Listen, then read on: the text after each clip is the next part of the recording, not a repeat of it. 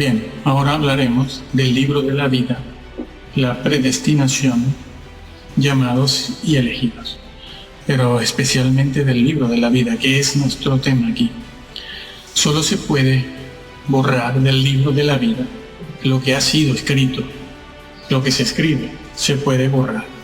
Y en ese libro de la vida están registrados los nombres de los que han sido elegidos y que previamente han sido llamados, respetando así la verdad bíblica de que no todos los llamados son elegidos, porque esta expresión, esta frase llamados y elegidos, debe entenderse a la luz de la forma en que se usa en los evangelios, en la Biblia, a saber, muchos son los llamados y pocos los elegidos. No importa que esta frase sea una frase que pueda estar interpolada en un sitio o en otro, que la hayan tomado para interpolarla. Eso no niega la verdad que enseña. Tengan cuidado, no niega la verdad que enseña, porque esa verdad que enseña, esa frase, está corroborada de muchas formas en otras partes de la Biblia. Así pues, decimos y repetimos que el libro de la vida, esa frase, que aparece desde el Éxodo hasta el Apocalipsis, no puede ser considerada como un hebraísmo. Es absurdo considerarlo un hebraísmo. Pues bien, somos llamados para luego ser elegidos.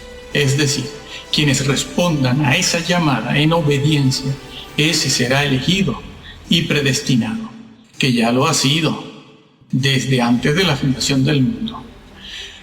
No somos predestinados a ser salvos, sino, como dice Romanos 8, somos predestinados a transformarnos conforme a la imagen de Cristo, cosa que los cristianos hoy en día tenemos olvidado y despreciado, porque los que enseñan en los púlpitos y en las plataformas siempre nos dejan la impresión de que tenemos que ser salvos para escapar del infierno y portarnos bien.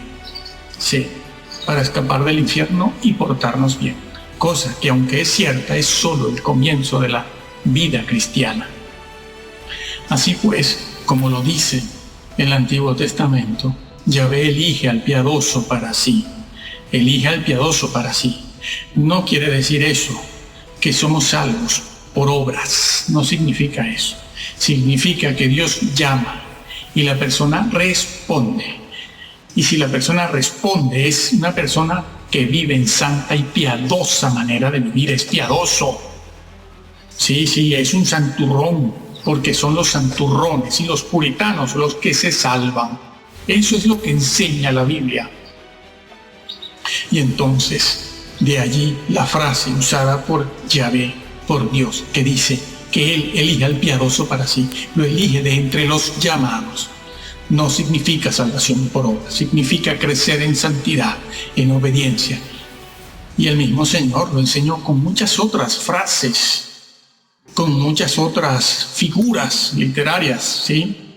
Como cuando dijo al que venciere, yo no tengo que vencer porque ya yo soy predestinado y justificado. No, has de vencer. Saben ustedes que la salvación en la Biblia se presenta en 3 tiempos: pasado, presente y futuro.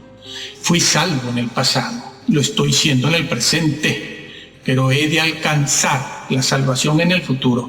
Sí, es que se utiliza también incluso esa frase, para que alcancéis, el que alcance, para que no dejen de alcanzar. Es así que tenemos que formular la doctrina y la teología, y no con nuestra boquita y nuestras palabras y pareceres y opiniones, porque muchos se están perdiendo por eso. Es lo que enseña la fraseología bíblica. Salvo en el presente, pero es de ser salvo en el futuro, como quien tiene una herencia. La herencia es tuya en este momento. Somos herederos de alguna hacienda, finca o granja. Sí, pero todavía no la he heredado. algún día la tendré que heredar. Será mía cuando la herede del todo, cuando llegue al final. Sí, todos somos llamados, y si todos los llamados cooperan con el suministro de la gracia divina, crecerán y madurarán en santidad y conocimiento de la persona del Hijo de Dios. Sin embargo, muchos de sus escogidos, después de recibir el perdón, la redención, la vida eterna, el Espíritu Santo, tal y como lo dice Hebreos 6, no están dispuestos a renunciar a todo. No están dispuestos a renunciar al mundo y a obedecer y cooperar con la gracia de Dios. Por lo tanto, cuando regrese el Señor, no estarán preparados y no entrarán en el reino milenial, ni pueden participar del premio, que es la vida eterna, porque la vida eterna se califica de premio. Sí, el vocablo premio en la Biblia se utiliza también para hablar de la mismísima vida eterna. El que caiga en pecado y sea vencido por este, como lo dijo el apóstol Pedro, porque el apóstol Pedro lo dice, si alguno que está como creyente, que ha sido iluminado por la verdad, que sabe, que conoce, luego, y se aparta de la vida del mundo y sigue una vida santa, pero luego cae en pecado y es vencido por este, quiero explicarte una cosa. Mira, esto que dice el apóstol Pedro de ser vencido, utilizo yo una palabra que significa capturar. Es decir, como el diablo te capture en esa caída, no saldrás de allí más nunca en la vida. ¿Por qué? Por lo que dice Hebreos 6, por ejemplo. Es imposible volver a crucificar a Cristo. Él no va a bajar del cielo otra vez por nuestra irresponsabilidad y falta de seriedad, o por seguir a estas vacas sagradas de fama internacional, predicadores de multitudes, cosa que no ha tenido nadie en la historia, ¿no? El engaño es muy sutil.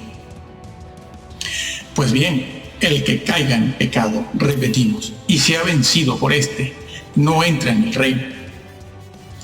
Y es absurdo calificar al libro de la vida por ello de hebraísmo, solo porque niega la predestinación al estilo de los reformadores de la edad del siglo XV.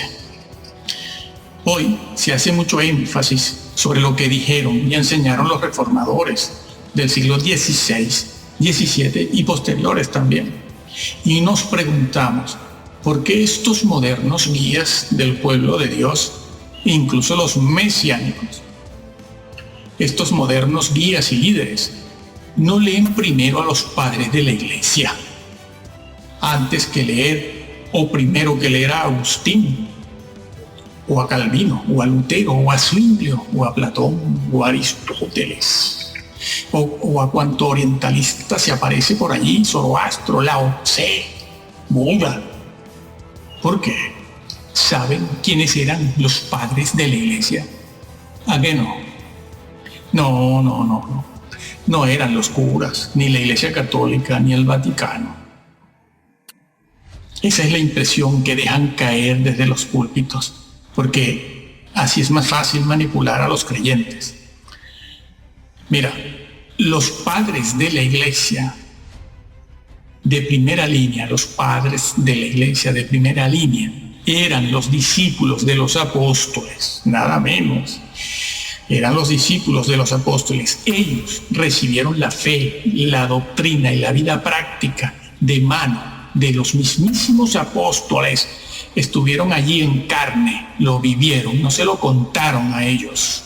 Ellos lo vivieron. ¿Y qué enseñaban ellos, los padres de la iglesia? Los curas, no, los curas vinieron mucho más tarde, hacia el siglo IV y V. Empieza realmente a verse la iglesia de Roma tal y como la conocemos hoy. Antes no. Los padres de la iglesia no eran curas. Si alguien ha dicho eso, ha engañado. Deben estudiar. Lo que pasa es que los púlpitos hoy en día lo ocupan a veces personas que no han pasado por un seminario teológico. Ponen en los púlpitos a personas que pertenecen a la tribu, el nepotismo eclesiofamiliar. Sí.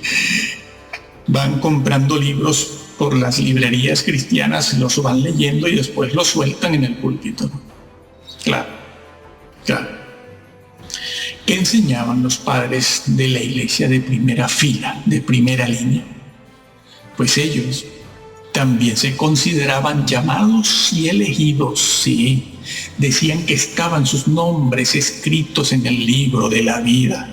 Y ellos, sin embargo, al hecho de ser llamado y elegido, no lo consideraban como una garantía de salvación, tal y como hoy en día se enseña, ¿no? Sino que ellos velaban y cuidaban su salvación. Sí. Aquellos hombres, ¿cómo te los nombro? Clemente, Ignacio de Antioquía, Bernabé, Ambrosio, etcétera. Ellos velaban y cuidaban lo que el Señor les había dado en su gracia. Por ejemplo, para Clemente, padre de la iglesia, también era posible ser borrado del libro de la vida. Para él, sí, él lo dijo. Para él era posible ser elegido y dejar de serlo. ¿Y por qué le voy a creer más a los reformadores que a Clemente? ¿Por qué? ¿Quién estuvo con los apóstoles? Ignacio de Antioquía. Pensaba él que se puede corromper la doctrina, ¿sí? Y por lo tanto, si se corrompe la doctrina, se corrompe la fe de Dios, decía él lo decía. Y así se corrompe el maestro también, él lo decía. No nosotros. Se corrompe el maestro y por lo tanto se termina perdiendo la salvación, se termina en condenación. Algo que también enseñó el apóstol Pablo en 2 de Timoteo 3. Ten cuidado de ti mismo y de la doctrina.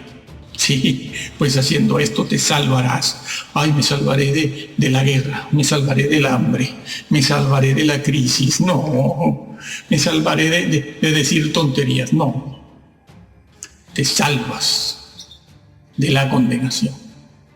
De la condenación. Como está dicho también en 1 de Corintios 3. Y en la epístola de Bernabé se dice que si por ser llamado uno se confía y se echa a dormir en las propias debilidades, eso que nosotros decimos es que yo soy débil, eso es condición humana, déjame robar un poquito. Sí, él, Bernabé, repito, decía que si nos dormimos en nuestras debilidades, pecados y fantasías de almohada, y Satanás vuelve a tomar el control de la mente, el pensamiento y los hechos, la conducta, nos va alejando poco a poco del reino. Dice él que nos va empujando lejos del reino de Dios y su justicia, sin ni siquiera nosotros advertirlo ni percibirlo.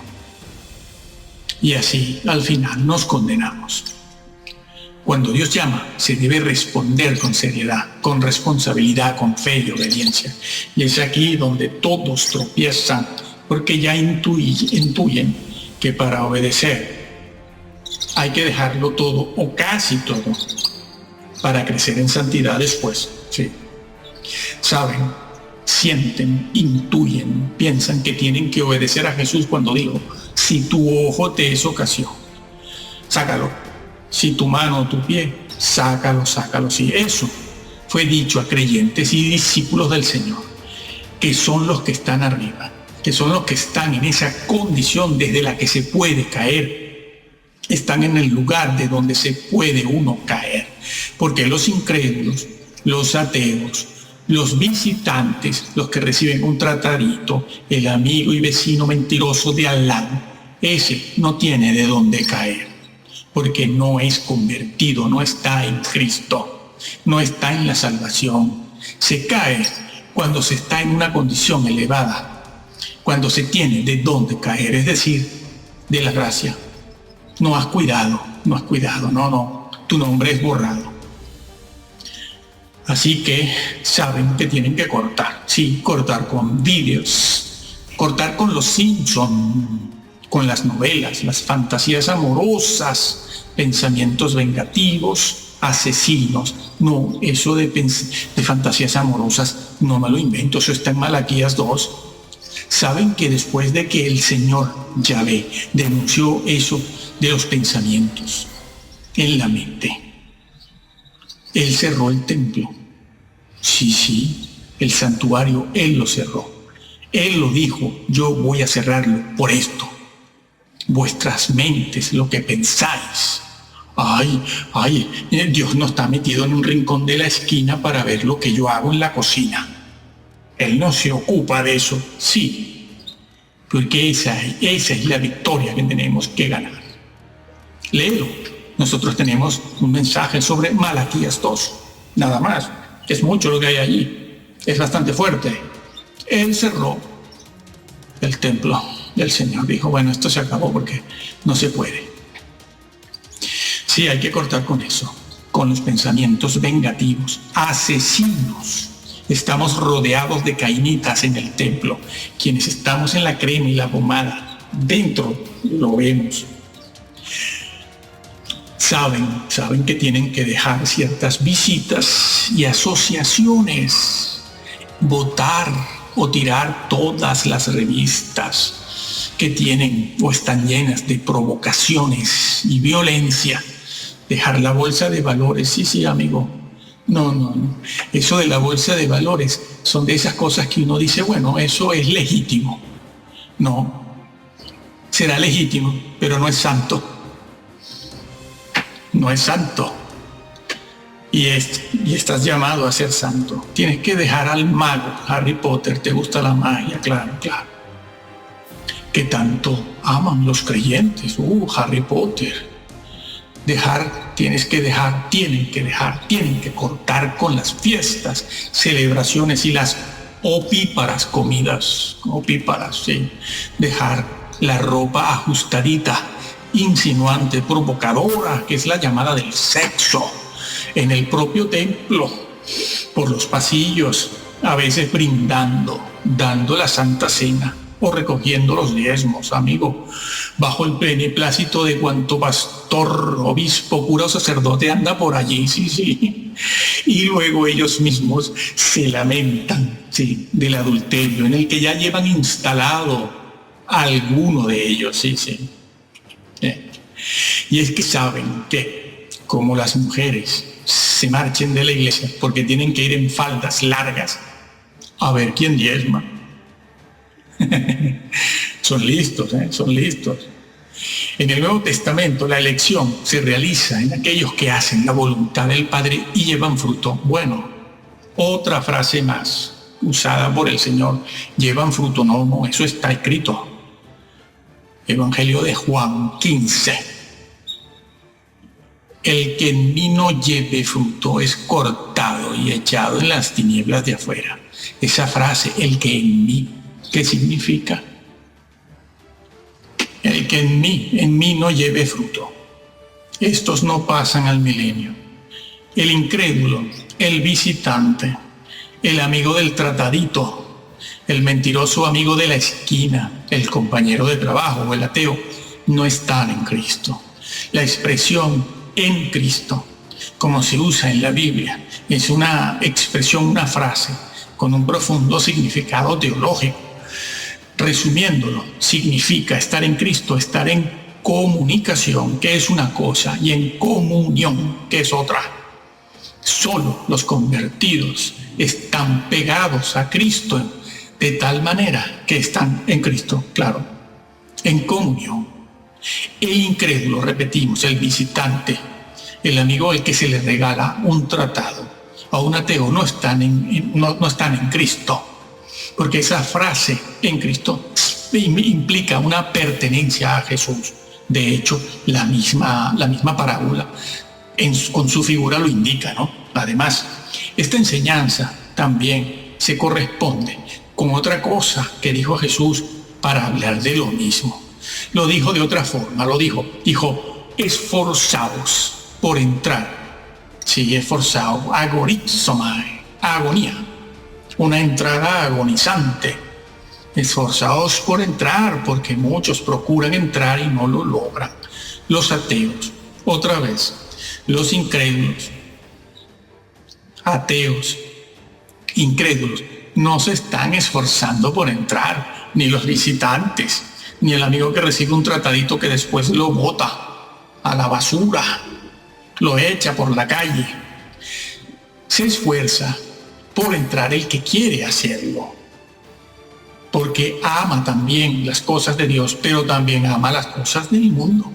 El Señor también lo dijo de otra manera en la parábola de la semilla, Mateo 13. Sí. Se esfuerza por entrar, pero como ama al mundo, las cosas del mundo, la palabra no lleva fruto. Los incrédulos, los ateos, no se están esforzando nada por entrar. Son los llamados los que se esfuerzan por entrar y no lo logran porque no obedecen las normas, no van cortando con la cultura. Y la justicia de estos no es mayor que la de los fariseos, como también lo dijo Jesús en esa frase. Si vuestra justicia no fuere mayor, ¿se dan cuenta? Es que por todos lados el Señor lo advirtió. Tampoco nos debería parecer extraño que el Señor Jesús en Mateo 7 les haya dicho a quienes confiaban en entrar, daban por hecho que entraban, les dijo: apartaos de mí. Sí, ellos también querían entrar. Y no vean ustedes el currículum que ellos le presentan al Señor. Allí está resumido, claro. Señor, hemos profetizado, hemos evangelizado, hemos predicado, hemos hecho milagros, hemos exorcizado, hemos hecho el bien. Y todo bajo tu gracia, porque esas cosas no se pueden hacer si no está tu gracia con nosotros. ¿Qué currículum, amigo? A ver quién hace todo eso junto. ¿Y qué les dice el Señor? Apartaos de mí. Apartaos de mí, hacedores sin ley. Sin ley, sí. El vocablo griego utilizado allí es sin ley. En cualquier texto o manuscrito griego aparece sin ley. Claro que en algunos manuscritos griegos aparece la palabra injusticia, pero bueno, es lo mismo, ¿no? Injusticia, sin ley o contra la ley. Nosotros pensamos en hacedores de maldad. No, bueno, la gente mala, los ateos son malos. No. Está diciendo otra cosa. Sin ley. ¿Cuál ley? ¿Cuál ley? Lo que estaba diciendo el Señor en ese mismo mensaje cuando estaba hablando en Mateo 7. Y que estaba diciendo ¿de qué ley hablaba allí? El sermón del monte, que no es otra cosa que los 10 mandamientos explicados. La predestinación, pues, no es cerrada ni es exclusivista. Se ha de obedecer y conocer y hacer la voluntad de Dios registrada en el Sagrado Libro.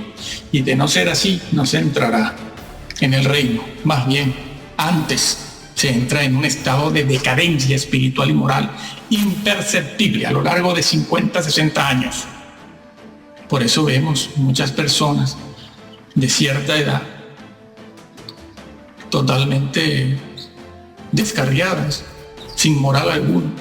Pero una señora de 65, 70 años, toda su vida en una iglesia y de repente se pone una falda abierta hasta la cadera o una minifalda. ¿Qué pasó aquí? ¿Qué pasó aquí? ¿Esto qué es? En pleno templo. Dicen, cambió. No cambió solo. Es que nunca se acogió a las normas de Dios. Y ahora que la moda es esa, antes bien se acoge a esa moda. Venga. Nunca habían entendido el Evangelio. Si el nombre es borrado del libro de la vida, se entiende que es que ha sido escrito allí primero. Apréndase eso. Sí. No digan otra cosa. El libro de la vida es un concepto que se encuentra registrado en el texto bíblico de tapa a tapa, desde el Génesis hasta el Apocalipsis. En ese libro Dios tiene escrito los nombres de todos los hijos reales, verdaderos de Israel. El estar escrito en dicho libro, ellos creían con fe, no creer por creer, porque yo creo esto, no. La fe de ellos creía que el estar escrito en ese libro les daba el derecho a participar de la vida eterna y del reino mesiánico de justicia y paz y de la eternidad. Y que era borrado de ese libro significaba la exclusión del pueblo, de entre el pueblo de Dios y no mesiánico. Por ejemplo, Moisés estaba dispuesto a que su nombre fuera borrado del libro de la vida si con eso se pudiera salvar al pueblo de Israel de las consecuencias de sus pecados. Moisés. También el salmista esperaba que los malvados fueran borrados del libro de los vivientes. Los malvados, claro que un día no lo eran, pero se convirtieron, como dicen los padres de la iglesia, que lo aprendieron de los apóstoles, que hacia el final de la historia, justo antes de la segunda venida de Jesús, de Cristo, las ovejas se convertirían en lobos. Lo estamos viendo. Bueno, el salmista decía lo mismo, decía: yo espero que los malvados, los que se han convertido en personas malvadas, sean borrados del libro de los vivientes, del libro de la vida. También Daniel decía que cuando llegue el juicio final, los que estén escritos en el libro de la vida sean liberados. Y los colaboradores del apóstol Pablo, se dice que están escritos sus nombres en el libro de la vida. Cuánta insistencia, ¿no? Cuánta insistencia. Jesús se los dijo a sus discípulos cuando regresaron de aquella misión a la que fueron a predicar, cuando el Señor veía a Satanás caer como un rayo desde el cielo. Pero estaban todos muy contentos, ¿no?, con el poder que tenían, ¿no? Se nos sujetan los demonios, se nos sujetan, nos obedecen. Sí, lo mismo que aquellos que sacando currículum en el juicio, ¿no? En tu nombre hemos hecho esto y aquello y lo otro. Sí, lo cual era verdad, ¿eh? Bueno, pero el Señor a los discípulos en aquella ocasión les dijo: están muy contentos, ¿no?, con el poder, sacando demonios. Alégrense más bien, de que sus nombres están escritos en el libro de la vida. Eso incluía a Judas. El que no esté escrito en el libro será arrojado además al lago de fuego. Sí, hay quienes piensan que aunque no estén escritos porque se han borrado sus nombres, después tendrán una segunda oportunidad. Hombre, ya nos gustaría que fuera así, ¿no? Pero resulta que el mismo libro de Apocalipsis también dice que aquellos cuyos nombres sean borrados son echados después en el lago de fuego. Apocalipsis 20 y Apocalipsis 21. Pues bien, Jesucristo confesará sus nombres ante su Padre y sus ángeles. Sí, los confesará. Estimado hermano, lo vamos a dejar aquí. Es nuestro deseo que tú leas la Biblia. Cuanto más sea, mejor. Nada nuevo es bueno. Todo lo antiguo. Ya la misma Biblia dice eso. Preguntad por las sendas antiguas. Busca una Biblia que sea de confianza. Puedes leer otras también para aprender a entender lo que hay en el texto bíblico. Puedes leer muchas, pero ten una que sea de tu confianza y créela tal y como te la encuentras, No importa si alguna vaca sagrada por ahí, de esas famosas que arrastran multitudes de fama internacional, dice lo contrario. Tú cree lo que está escrito, porque el Señor lo dijo: por tus palabras serás justificado y por tus palabras serás condenado. Esa frase que está en Mateo, tus palabras, en la mentalidad judía, cuando se decía eso, se pensaba en todo el consejo de Dios, es decir, por tu doctrina, por las cosas que tú crees de la doctrina de Dios, por tus palabras serás justificado y por tus palabras serás condenado.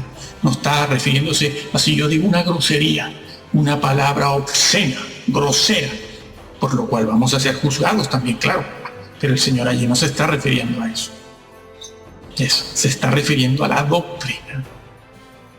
Así que si alguna vaca sagrada dice algo contrario a lo que tú lees de manera directa y evidente, sigue lo que dice el Señor, no lo que dicen los modernos predicadores de multitudes, porque ellos tienen sus intereses y ellos procuran mantener lo que hoy se llama el crédito ministerial. Yo tengo crédito, fama, tengo prestigio. ¿Lo entiendes? Eso no existía en siglos pasados. El prestigio aquí no tiene nada que hacer, pero los modernos predicadores sí tienen eso. ¿Lo puedes entender eso?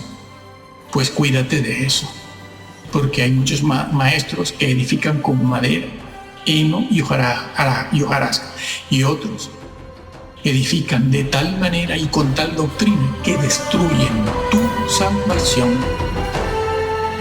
Que el Señor te bendiga.